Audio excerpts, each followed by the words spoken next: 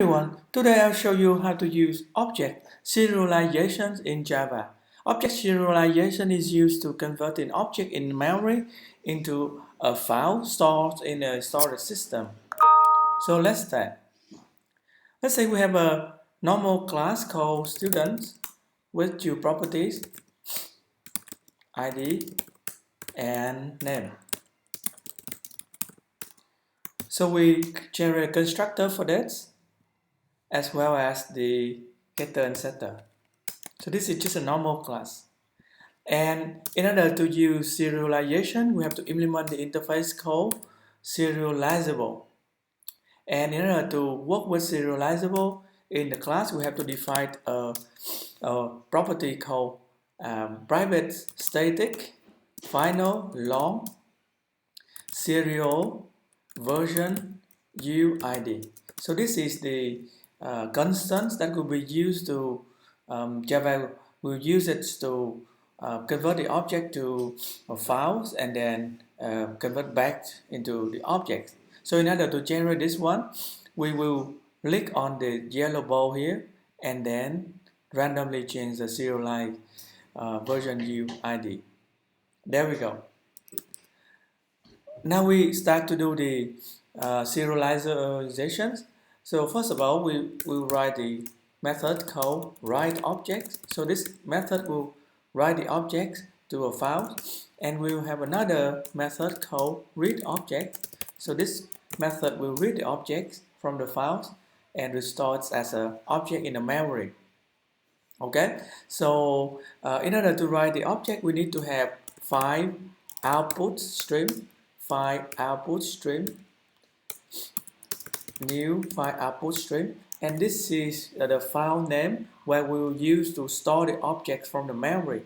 So let's say we have an object called student.ogb, and because this need to handle the exception, so we have to survive it with try and catch.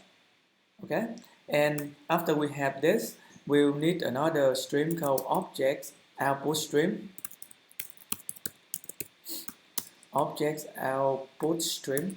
new objects output stream, and it will get the param as a file output stream. There we go. And we need to handle the IO exception for this as well, so we add a catch flaw for this.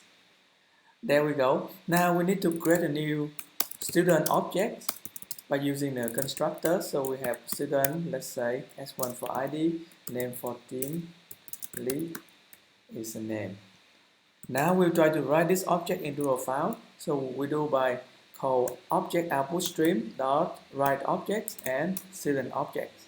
So by doing this, we already have a file that stores the objects. We can run and test our program by going to the main method and then call the write object. And in order to call this one, we have to convert it into static so that we can call it in the main method.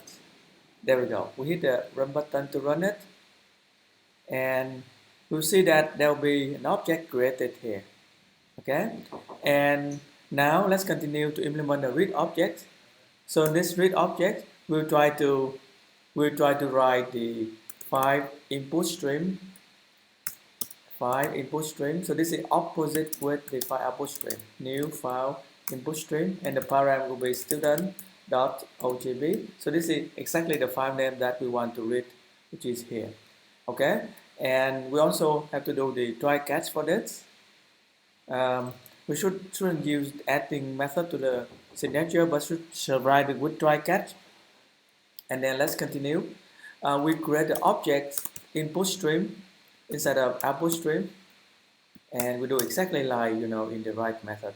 Object input stream, and then new object input stream, and the param will be file input stream.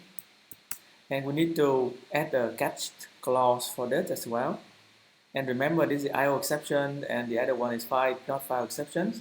Now what we do is OIS and read object. So we read the object and then convert this object into student objects. And we need to cast this object into student.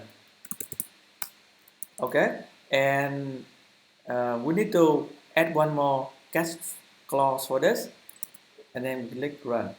Okay, so We need to call the read object from here as well. Read object, and before we do that, we have to convert it into statics. Okay, and then we call read objects. Okay, before we can print the object out, I think we have to implement the toString here. So we will implement the toString methods for this, so that we can print the object out. Okay, once we receive the objects from the read methods, we can system out to print the student out and hit the run button again. So now you can see that we already have the objects that we read it from this file. Thanks for watching. Please subscribe to see more video.